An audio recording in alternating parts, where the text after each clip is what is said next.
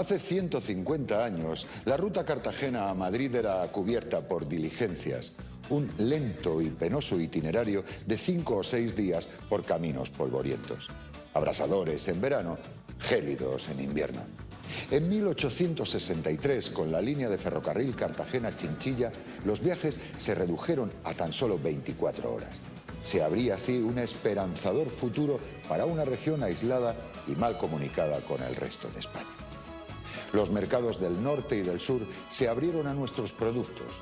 Con el ferrocarril llegaron también las primeras líneas telegráficas y telefónicas, el correo diario, la prensa y un incipiente turismo.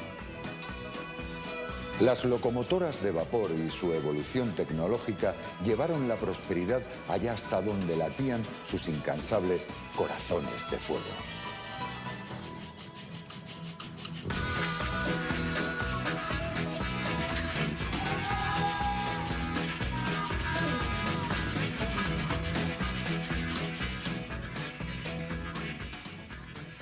La población de Águilas es cuna de ferroviarios, de sagas familiares que se han ido transmitiendo desde su oficio el amor hacia el ferrocarril.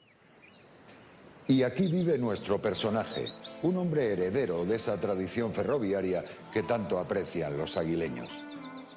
Don Ramón Guillén es nieto de fogonero e hijo de maquinista. Ejerció como jefe de estación hasta su jubilación, un enamorado del ferrocarril y de su historia. Sí, los trenes se mueven. Pero para que todo esto funcione, hay que poner allí un donativo. Esto no se mantiene del aire. Ah, ustedes son los que venían para que habláramos del ferrocarril. Muy bien, ustedes dirán, ¿por dónde empezamos? Aunque yo creo que lo mejor será que empecemos por el principio, ¿no les parece? Aquí es donde hay que poner las monedas. Verán.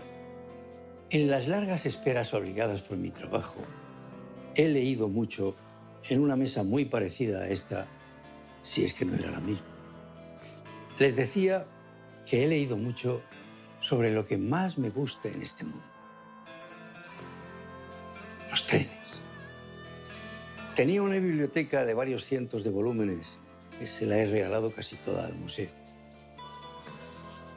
Este, sobre su historia y sus orígenes, está muy bien. Los albores del ferrocarril se remontan al siglo XVIII. En algunas zonas mineras descubrieron que las vagonetas se desplazaban con más facilidad sobre un carril metálico. El 24 de febrero de 1804, el ingeniero de minas inglés Richard Trevithick adapta la máquina de vapor para que mueva vehículos de locomoción. En 1830 se inaugura la primera vía férrea pública para el transporte de pasajeros y de carga. Fue la Liverpool-Manchester, dirigida por George Stephenson. Stephenson estableció como idóneo un ancho de vía de 1.435 milímetros que unificó toda la red inglesa. En 1887, en la Conferencia de Berna, se acordó que el ancho Stephenson fuese el ancho internacional. Los ingenieros españoles, por la orografía montañosa de nuestro país, vieron la necesidad de utilizar locomotoras más potentes. Ello suponía calderas más grandes y, por tanto, un mayor ancho de vía para que circulase. Se estableció así el llamado ancho ibérico antiguo de 1674 milímetros, que más tarde daría lugar al actual de 1668. El funcionamiento de una locomotora de vapor es relativamente sencillo de explicar. El agua entra en la caldera. Esta se calienta por la combustión en el hogar de carbón, leña o fuel. El calor convierte el agua en vapor. El vapor a presión entra en los cilindros y mueve unos pistones. Estos, a su vez, accionan un sistema de biela motriz que transforma el movimiento en circular, dando tracción a las ruedas. Cada rueda está unida a su par por un eje rígido. El tender, el pequeño vagón anexo a la máquina, sirve de depósito para el agua y el combustible.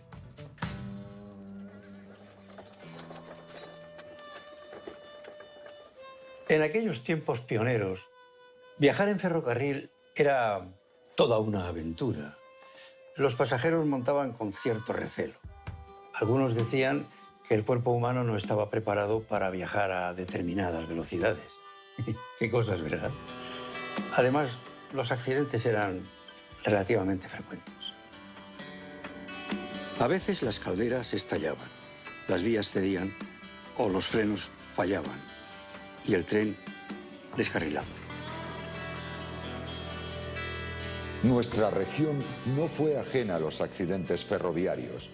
Uno de los más graves se dio en la estación de Pulpí.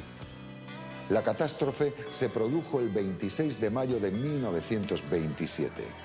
Un tren cargado de mineral procedente de Serón se dirigía a Águilas. La locomotora perdió los frenos y literalmente se empotró contra el tren correo que hacía parada en Pulpí.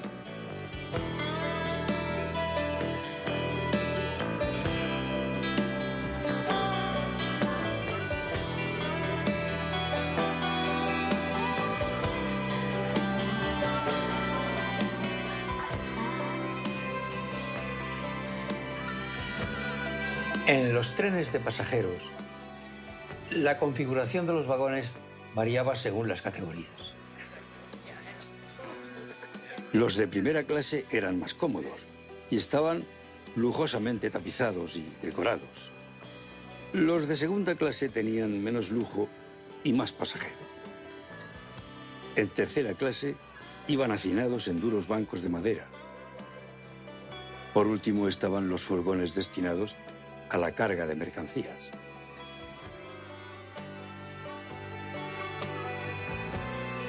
Aquellos primeros trayectos en tren se hacían muy largos. Eran muchas las paradas en estaciones y apeaderos o para hacer acopio de carbón y agua. Las máquinas de vapor necesitaban repostar agua. Grandes depósitos distribuidos por todo el recorrido ofrecían el suministro.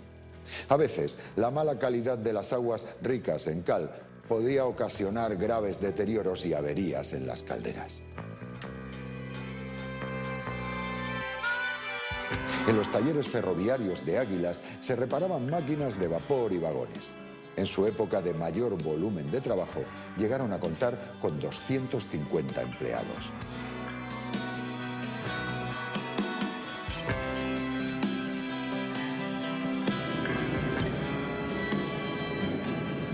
A veces, hablando y hablando de las máquinas, nos olvidamos de los que las gobiernan, el maquinista y el fogonero. Una pareja imprescindible en el manejo de aquellas enormes locomotoras.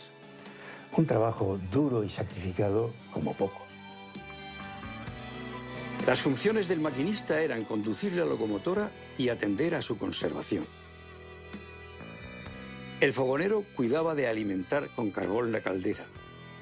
Además, atendía al freno y engrasaba y limpiaba la máquina. El maquinista, para tener visibilidad sobre la vía, se asomaba por la ventana con medio cuerpo fuera de la cabina. En esta posición debía soportar las inclemencias del frío y la lluvia durante horas. Su mano siempre sobre el regulador del vapor.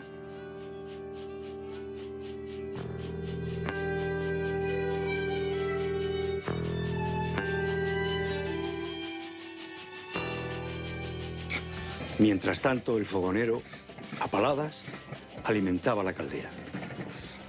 El trabajo era durísimo. En la boca del fuego, asediado por el insufrible calor, cargaba unas 4 toneladas de carbón al día en las líneas de vía estrecha y del orden de 11 toneladas en las de vía ancha. Largas jornadas de trabajo que llegaban a las 12 y 14 horas diarias.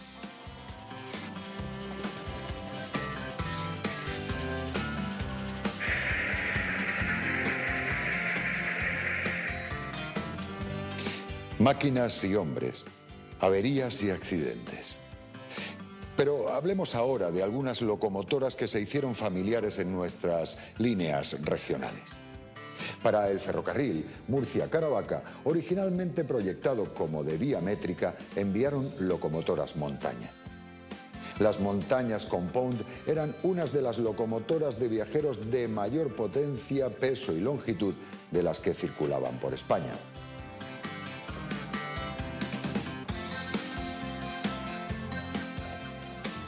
Poco a poco, estos trenes se fueron sustituyendo por otros más acordes con el trazado y su explotación.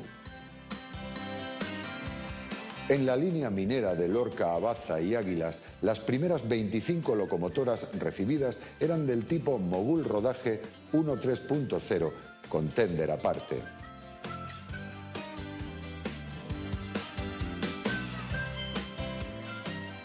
Con su permiso, para finalizar, voy a leerles esto. En torno a 1890, un viaje en la línea del tren correo Cartagena a Madrid duraba 17 horas. En los años 60 del siglo XX, y pese a todos los avances, todavía se empleaban 11 horas en recorrer los 524 kilómetros. En esta década se sustituye progresivamente el carbón por el fuel oil en las últimas locomotoras de vapor.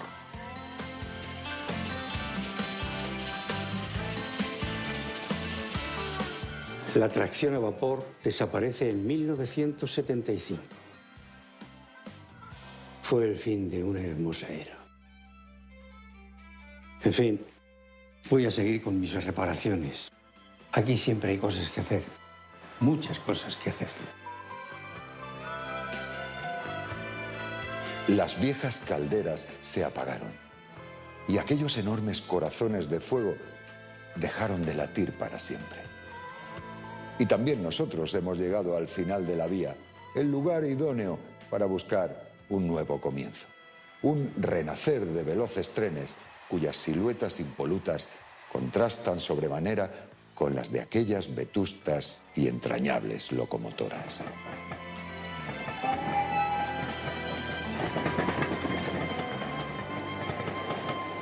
Máquinas centenarias, máquinas grandes y robustas, añoradas por la nostalgia de un recuerdo que nos las dibuja hoy más que nunca, entre perdidos y lejanos horizontes de vapor, carbón y hierro.